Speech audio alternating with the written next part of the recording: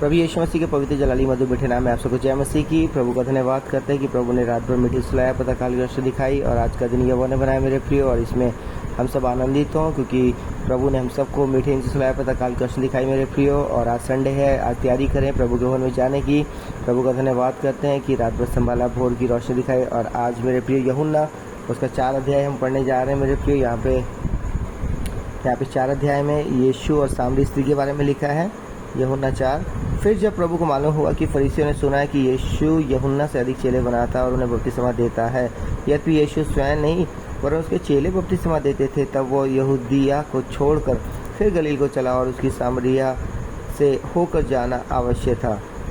उसको सामरिया से होकर जाना आवश्यक था, इसलिए वो सुखार नामक सामरिया के एक नगर तक आया जो उस भूमि के पास है जिसे याकूब ने अपने पुत्र यूसुफ को दिया था, और याकूब का कुआं भी वहीं था। अतः यीशु मार्ग का थका हुआ उस कुएं पर यूं ही बैठ गया। ये बात 6 घंटे के लगभग हुई। इतने में एक सामरी स्त्री जल भरने आई। यीशु ने उससे कहा, मुझे पानी पिला, क्योंकि उसके चेले तो नगर में भोजन मोल लेने को गए थे। उस सामरी स्त्री ने उससे कहा, तू यहूदी होकर मुझ सामरी स्त्री से पानी क्यों मांगता है? क्योंकि यहूदी सामरियों के साथ किसी प्रकार का व्यवहार नहीं रखते थे। यीशु ने उत्तर दिया, यदि तू परमेश्वर के वरदान को जानती और यह भी जानती कि वो कौन है, तो जो तुझसे कहता है मुझे पानी पिला, तो तू उससे मांगती और वह तुझे जीवन का जल देता। स्त्री ने उससे कहा, हे प्रभु, तेरे पास जल भरने को तो कुछ है भी नहीं और कुआं गहरा है, तो फिर वो जीवन का जल तेरे पास कहाँ से आया? क्या तू हमारे पिता याकूब से बड़ा है, जिसने हमें ये कुआं दिया और आप ही अपनी संतान और अपने पशुओं समेत इसमें से पिया? यीशु ने उसको उत्तर दिया, जो कोई ये जल पिएगा वो फिर प्यासा होगा, परंतु जो कोई उस जल में से पिएगा जो मैं उसे दूंगा वो फिर अनंत काल तक प्यासा ना होगा, परंतु जो जल मैं उसे दूंगा वो उसमें से एक सोता बन जाएगा जो अनंत जीवन के लिए उमड़ता रहेगा। स्त्री ने उससे कहा, हे प्रभु, वो जल मुझे दे ताकि मैं प्यासी ना हूँ और न जल भरने को इतनी दूर आऊँ। यीशु ने उससे कहा, जा अपने पति को यहाँ बुला ला। स्त्री ने उत्तर दिया, मैं बिना पति की हूँ। यीशु ने उससे कहा, तू ठीक कहती है, मैं बिना पति की हूँ, क्योंकि तू 5 पति कर चुकी है और जिसके पास तू अब है वो भी तेरा पति नहीं। ये तूने सच ही कहा है। स्त्री ने उससे कहा, हे प्रभु, मुझे लगता है कि तू भविष्यवक्ता है। हमारे बाप दादों ने इसी पहाड़ पर आराधना की और तुम कहते हो कि वो जगह जहाँ आराधना करनी चाहिए यरूशलेम में। यीशु ने उससे कहा, हे नारी, मेरी बात का विश्वास कर कि वो समय आता है कि तुम ना तो इस पहाड़ पर पिता की आराधना करोगे, ना यरूशलेम में।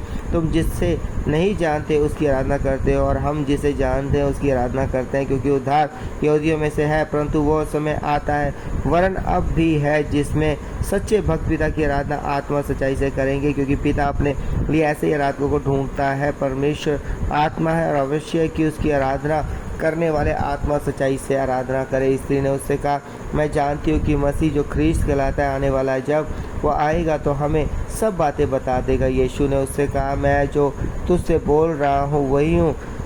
चेलों की वापसी। इतने में उसके चेले आ गए और चंबा करने लगे कि वह स्त्री से बातें कर रहा है, तो अभी किसी ने ना पूछा, तू क्या चाहता है या किस लिए उससे बातें करता है। तब स्त्री अपना घड़ा छोड़कर नगर में चली गई और लोगों से कहने लगी, आओ एक मनुष्य को देखो जिसने सब कुछ जो मैंने किया मुझे बता दिया। यही तो मसीह नहीं है?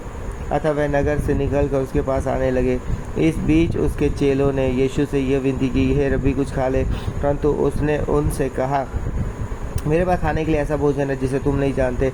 तब चेलों ने आपस में कहा, क्या कोई उसके लिए कुछ खाने को लाया है? यीशु ने उनसे कहा, मेरा भोजन यह है कि अपने भेजने वाले की इच्छा के अनुसार चलूं और उसका काम पूरा करूं। क्या तुम नहीं जानते कटनी होने में अब भी 4 महीने पड़े? देखो, मैं तुमसे कहता हूं, अपनी आंखें उठाकर खेतों पर दृष्टि डालो कि वह कटनी के लिए पक चुके हैं। काटने वाला मजदूरी पाता और अनंत जीवन के लिए फल बटोरता है, ताकि बोने वाला और काटने वाला दोनों मिलकर आनंद करें। क्योंकि यहाँ पर यह कहावत ठीक बैठती है, बोने वाला और है और काटने वाला और। मैंने तुमसे वह खेत काटने के लिए भेजा जिसमें तुमने परिश्रम नहीं किया, दूसरों ने परिश्रम किया और तुम उनके परिश्रम के फल में भागी हुए।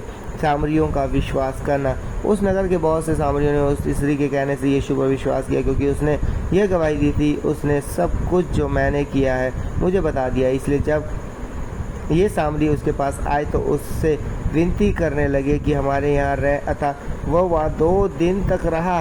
उसके वचन के कारण और भी बहुत से लोगों ने विश्वास किया और उस स्त्री से कहा, अब हम तेरे कहने ही से विश्वास नहीं करते, क्योंकि हमने आप ही सुन लिया और जानते हैं कि यही सचमुच में जगत का उद्धार करता है। फिर उन 2 दिनों के बाद वो वहाँ से निकलकर गलील को गया, क्योंकि यीशु ने आप ही साक्षी दी कि भविष्यवक्ता अपने देश में आदर नहीं पाता।